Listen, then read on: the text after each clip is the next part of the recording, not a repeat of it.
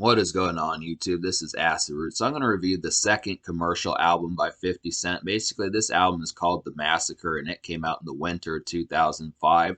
This was seen as the vast follow-up to Get Rich or Die Trying, which was a huge debut and one of the bigger rap albums of the 2000s. Had a lot going for it between Dr. Dre and Eminem affiliation, spawning like the G Unit crew, which manifested in late 2003 and throughout 2004, and just did a lot of things right. 50 Cent hype was pretty high around this time. I guess we kind of have to say that really this album was somewhat marred just by the fact, I mean, it wasn't marred in terms of quality, but it was somewhat marred by the fact that the G Unit Collective was starting to kind of like implode a little bit with this project just because the game defected from G Unit and kind of was probably supposed to be on the Massacre, but wasn't. There were some songs that were supposed to be on the Massacre that 50 Cent gave to the game for his documentary, like Hate It or Love It, How We Do, Higher, Church for Thugs, and Special, and there might have been like one or two other ones. But basically, the game was kind of songwritten. 50 Cent helped songwrite for the game and stuff, and he helped helm the classic album, the documentary from 2005. But then the beef with the game started to happen because he didn't want to beef with the rappers that 50 Cent beef with, and it kind of sprawled out. But basically, this was kind of the album where this is like the last project of 50 Cent where he had his dominance that he had throughout the early 2000s. And I just couldn't figure out as to why folks got tired of 50 Cent so quickly. It's because this was a hit album. There are some folks that feel like only Get Rich or Die Trying is 50 Cent's good record. That's the only good one he had. And of course, that one was a classic. But I just kind of feel like after this album, basically about after like the summer or early fall of 2005, 50 Cent kind of started to dwindle in terms of like his sheer dominance. I mean, as people got more interested in Lil Wayne and Birdman and Jeezy and like T.I. and some of that type of stuff, and some of those further rappers in ringtone rap and like, D for L and some of that type stuff. 50 Cent didn't do terrible amounts of ringtone rap. I mean, I feel like his hooks were always good, but it didn't really feel like he made songs strictly for like the ringtone and kind of snap rap kind of movements. And that was kind of the situation where things were kind of flittery and it just kind of dried up quicker. I mean, this is an album that didn't fold. I mean, this is definitely an excellent album. It sold 1 million copies in its first week, which really, apart from Lil Wayne and Eminem, there were not many people that could do that. I mean, there was so much hype for this project that it sold over 1 million copies. It sold over 1 million copies just within its first 4 days of coming out. So that was definitely kind of the thing. It was just a huge kind of, there's a lot of acclaim for it. Went platinum the first week and that type of stuff. This is an album that went 6 times platinum.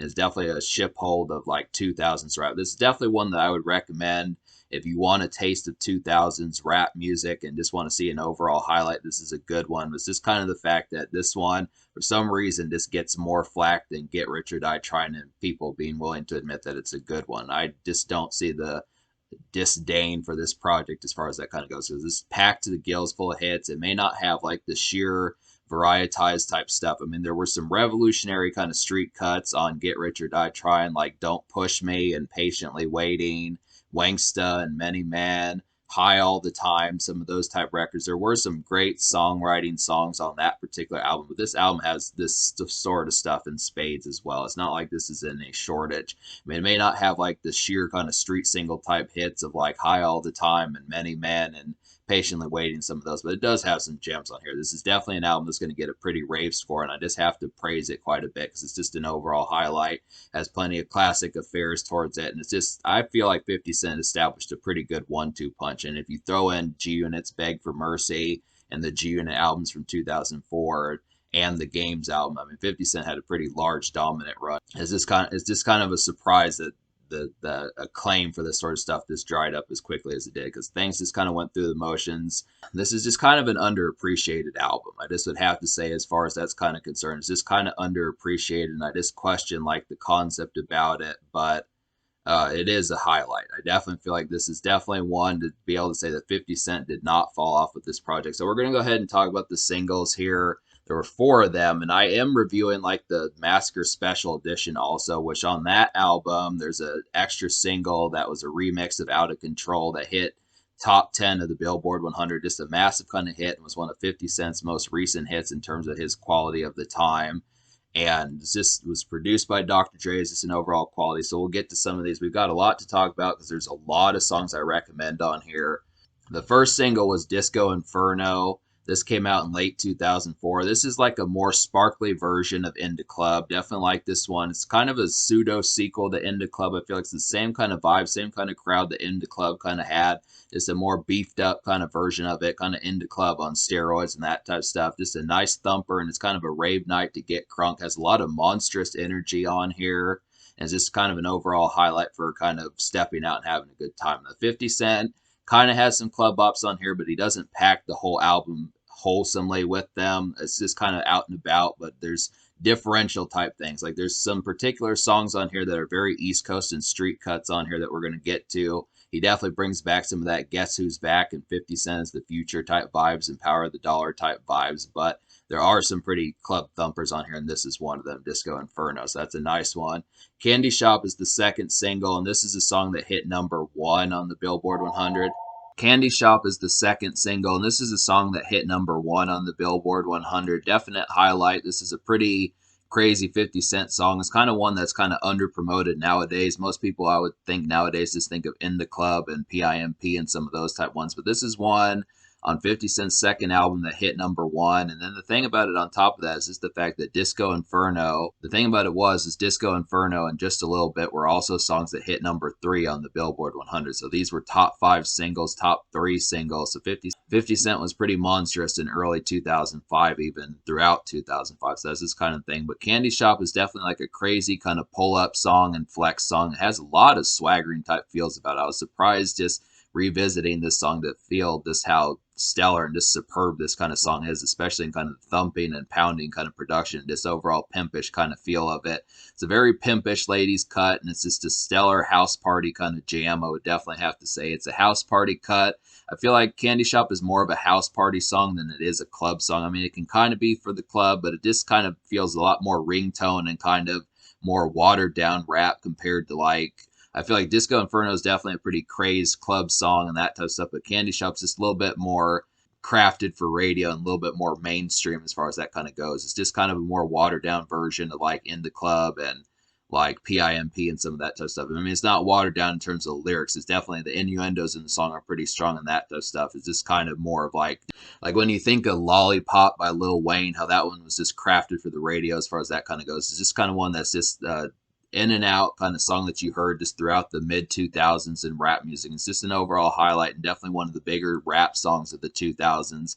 Definitely has a lot of bite, and it's just kind of an underrated 50 Cent song nowadays. Definitely super. I definitely feel like Candy Shop has a lot more stellar a house party vibe more so than a club type vibe, but it can be both. It's just kind of in that concept, but it just really works as like more local kind of affairs in a lot of ways. It's real nice, crazy, simmering kind of swaggering type energy.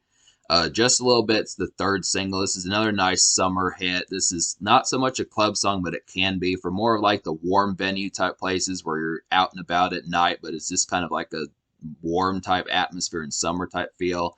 Just a Little Bit's just kind of like a lasting summer hit. It's a large chicas kind of song, large hit for the ladies, that type of stuff. Just an easy kind of simmering kind of track and just a vacation bop. Definite one where you're soaking up the sun, just appreciating the heat for this time of year. Definitely for appreciating this time of the year, like July, August, that type of stuff. Just a simmering kind of vacation bop in a lot of senses. Just kind of works for that sort of sense. Real nice mean hook on here. Really has like these Indian flutes or something like that on the song that just work real well. It's kind of like an outlandish kind of song for 50 Cent, but he pulled it off extremely well. So I definitely have to give credit for that one. It's just an easy kind of one that's kind of like a pseudo sequel to PIMP, but just a little bit more of like a leaner kind of song. I definitely like this one. And then Out of Control Remix is the fourth single. Now this was only on the special edition, so if you pick up the standard edition of the Massacre, it's not going to be on here, but you have to make a choice. If you want the original Out of Control, you have to get the regular version of the Massacre. But if you want the Out of Control remix,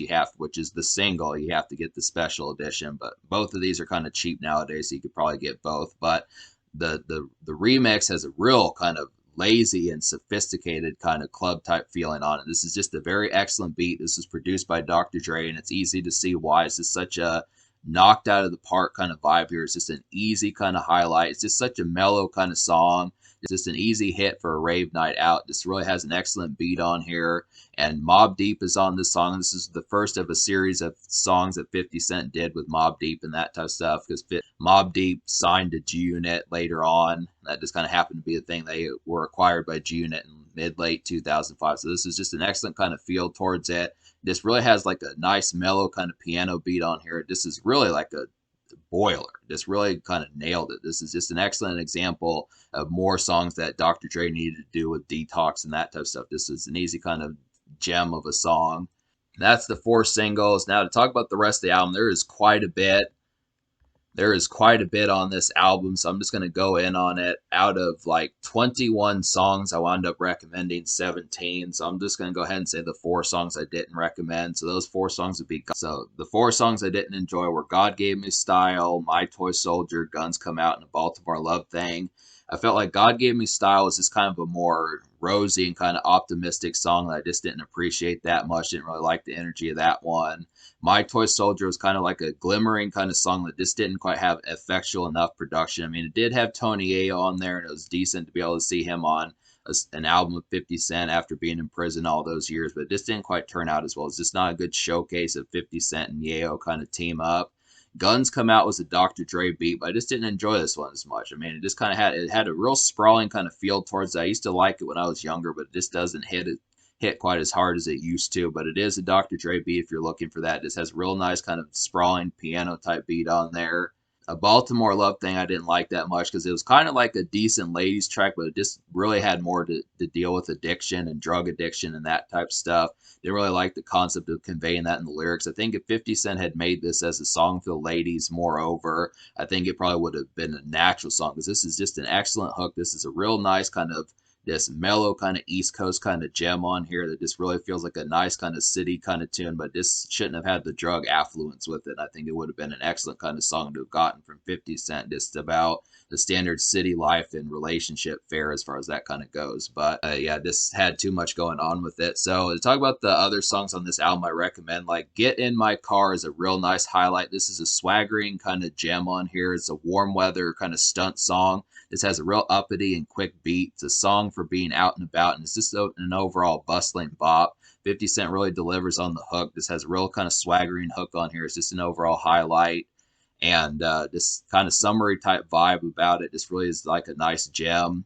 This is probably one of the more meme ready and kind of more like jovial kind of songs to play around your buddies and that type of stuff. Gatman and Robin is a hit song. This has Eminem on there. And this one feels like an encore leftover, definitely with Eminem's kind of funnier and lazier type vibes that he had in 2004 and 2005. And then 50 Cent's kind of sarcastic on the song also. This is just kind of a clever concept song. It's about Batman. Obviously, you can tell Batman and Robin, but just kind of a clever concept song. It's a dark boiler. It's a sarcastic kind of quick tempo gem, and it's just very similar to Encore as far as that kind of goes. I just would look after it, just being able to say, I mean, it can kind of be a club song, but it can kind of be a club song, but it's just a lot more sardonic, and it just kind of feels like the lazy humor of Encore that Eminem kind of conveyed is just more with it, where I think it's kind of a funnier song, and definitely in that context, but it is a hit, so I'm not going to talk about it from a complaining context, because this is a pretty good hit. It's just kind of a lazier song in Eminem's case more so, but he nails it. I mean, that's the thing. The thing about Eminem in 2004 and 2005 was he kind of sleptwalked through a lot of his verses. Like, he did this on most of his features from the G Unit Collective in 2004 and 2005, and it's just because he was on so many drugs around that time, which I didn't have a problem with, but Eminem just kind of, I mean, I just wonder what it would have been like if Eminem would have really went sheer and eviscerated. I mean, I feel like this is a good example of Eminem eviscerating it, but I don't know. It's just, I felt like he eviscerated like Patiently Waiting more and Don't Push Me. Those were songs that just had more sheer lyricism that kind of went, but he just, like I said, he sleptwalked through this song. And 50 Cent did a good job on here too. He just really tore apart the song. It's just a very clever concept song, but it's just so effortlessly lazy that I think it might get on some folks' nerves, but it's a good song though, so know that. Piggy Bank was a diss song to Ja Rule, Jadakiss, and Fat Joe, and this is pretty rock solid diss. I definitely like the glimmering club hop of this type song. It's definitely a glitzy kind of club hopper. It's a rock solid diss at these rappers too. I mean, he kind of 50 Cent goes in on them pretty well. It's just kind of a good one just for pulling back the curtain and just showcasing the fact that he's kind of not vibing with them right there at that particular point, just because Ja Rule, Fat Joe, and Ja Rule, Fat Joe, and Jadakiss all hopped on a song called New York back in the day that was kind of pretty simmering cut, I think, trying to cancel out 50 Cent. So this is his response towards that. And it's just a leering cut. I definitely feel like the beat on Piggy Bank is pretty leering. Definitely a great song to smoke to and that type of stuff. It's a very charismatic kind of song. I just like the concept of it. It's pretty dope that he included it on this album. It's one of 50 Cent's better disses. Definitely has a lot of sneering and kind of glitzy, kind of club hopping kind of energy on here. Another kind of highlight on here is This Is 50. This is like a real slithering kind of street gem. It's a grimy cut, but it has commercial gloss towards it. This has an overall great hook, and it's just a very kind of snaking kind of cut on here. It's probably one of the more snaking beats on here. This is one of the better beats that still stands strong today. It's kind of an overlooked 50 Cent song, but I definitely like this one. This is an example between This Is 50, Piggy Bank, In My Hood, I Don't Need 'Em, I'm Supposed to Die Tonight. I mean, 50 Cent really does get back to some of those Guess Who's Back and Power of the Dollar type days. And it's just kind of an interesting taste of getting like some of that grimy and kind of gutter type street vibes of like his East Coast days, but just having the commercial gloss. This is a quite excellently produced album, but just to kind of be able to say that it has like these East Coast kind of vibes that are normally more sheer lyrical and that type of stuff. This is just a good example of an excellent produced East Coast album that probably should be an archetype to copy in a lot of ways. Definitely think this should be seen as a demonstrative kind of thing. Ski Mask Way is a pretty nice song. This is a clever concept song. Definitely a suave hotel-like beat on here. It just really feels like something when you're just around places that are going to have a lobby and kind of lounges and that type of stuff. This very has some hotel-like fanciness on there. It's a street cut. It's not really as lavish and as plush as like some of the songs in terms of the lyrics, but it does have like a nice street vibe towards it. But it has big city kind of elegance on here. It's just very much a hotel, kind of weaving between the big city type feels towards it. So it's another East Coast highlight. One of my favorite songs on this album, probably though, is Position of Power. This is just an excellently produced one. It has one of the best beats on the album. This is a real kind of sheer, just menacing and haunting kind of piano beat on here. It's just real glittering and just an overall nice one. It's just kind of a taunting song. Just interesting how 50 Cent nailed this one so easily. This one just really feels like at the top of the mountain type vibes as far as that kind of goes. It's kind of one that just kind of is looking upon like the success that you've had and that type of stuff. It's a real kind of powerful kind of song. In My Hood is like a low key kind of one. This is definitely one for that low key kind of ground level kind of city life energy. It's just kind of a muggy kind of East Coast jam, very low key and this overcast day, kind of cloudy day, just kind of where the sun may not be out, just kind of hanging out in the car, just with like a city type feel. Maybe you're in a taxi, or maybe just you're seeing taxis everywhere, that type of stuff. Just kind of hearing the sirens, some of that type of stuff as far as that city kind of bop. It's kind of real. I mean, I just like the overall kind of East Coast mugginess that this song kind of conveys. And there's a lot of songs like this on this album. This one just really has some grimy kind of energy. It's just a real nice template.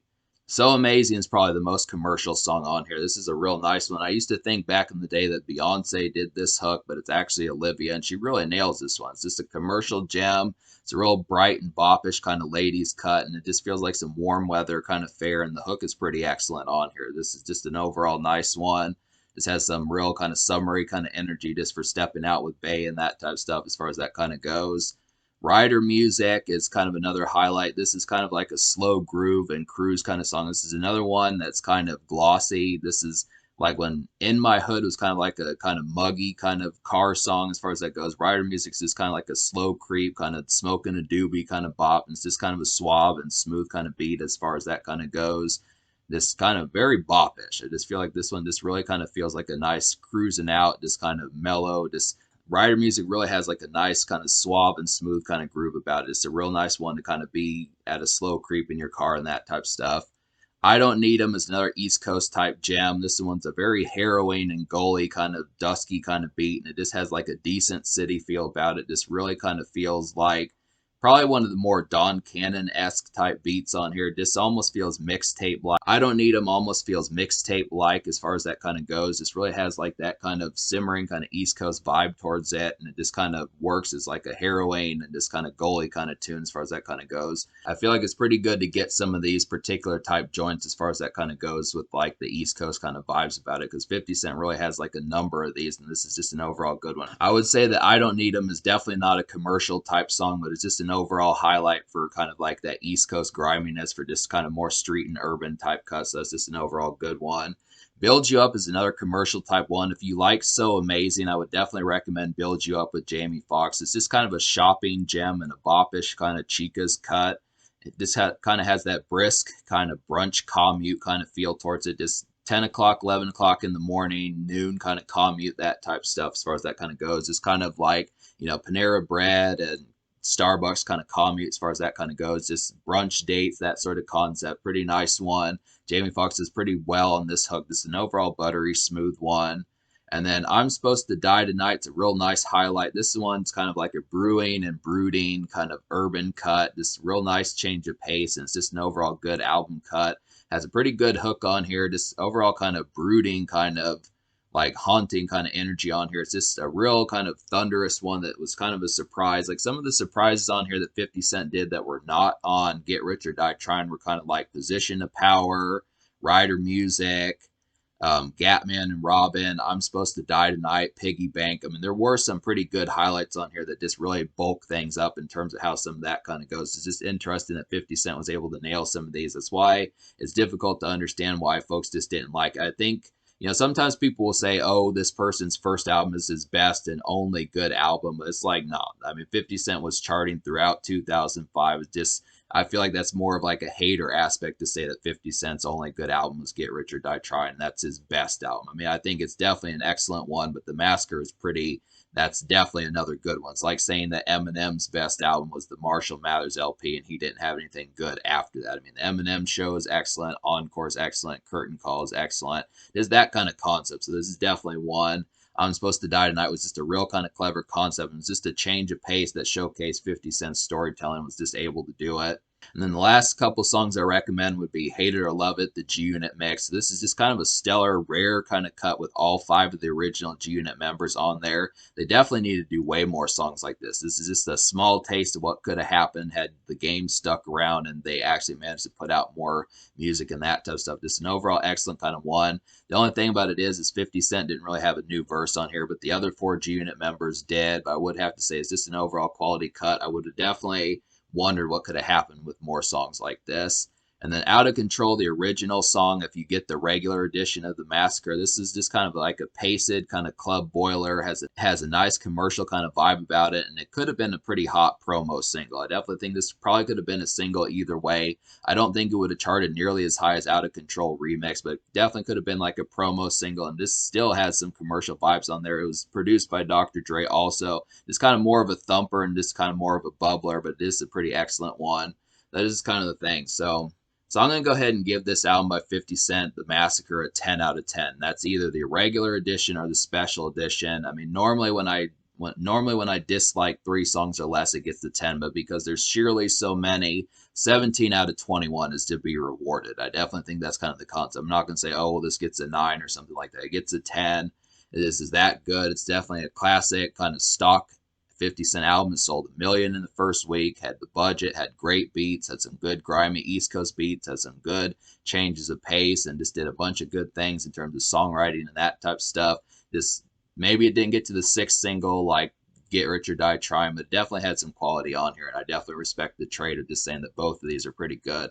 The Social Score, I'll go ahead and give a 10 out of 10 also, because it did have hits like Gatman, Robin, Piggy Bank, Rider Music, Ski Mask Way, Get in My Car, Out of Control Remix, Position of Power, So Amazing's commercial, Build You Up's commercial. So it had some gloss on here. This is not, another thing folks tried to say is that 50 Cent kind of went commercial and sold out, but it really didn't. I mean, this has plenty of grimy cuts on here. Even some of the songs I didn't enjoy were kind of grimy in some senses. I mean, there's plenty of griminess, East Coast griminess on here. there is really the commercial songs, apart from So Amazing and Builds You Up, there's just not many in terms of that. Maybe Rider Music, but even that one's kind of like a street cut. So it's just kind of the thing. Candy Shop just has that house party kind of gloss. So there's just a good assortment of just stepping out kind of vibes. There's just a good assortment of stepping out kind of vibes, just with a good taste of just varietized kind of songwriting, just an overall good taste of plenty. I mean, there's not an overabundance of club moments, but there's enough to be able to say that it's worth getting. It can be a weekend album. It can be kind of a morning, kind of brunch type album. It just has plenty of pep on here and just overall good assortments. It's multifaceted basically. So that's kind of the thing. In terms of the future, like 50 Cent is kind of going on his retirement tour. So apparently he's not going to do music anymore. I would like for him to do maybe the occasional project or something like that. But it just kind of, I don't know. I mean, he has plenty of projects I've reviewed quite a bit on this channel. So there's plenty of 50 Cent to really do and stuff. I just would kind of have to say that this is quite the classic album. I just would have to say I am going to get to some more of these, so stay tuned for that.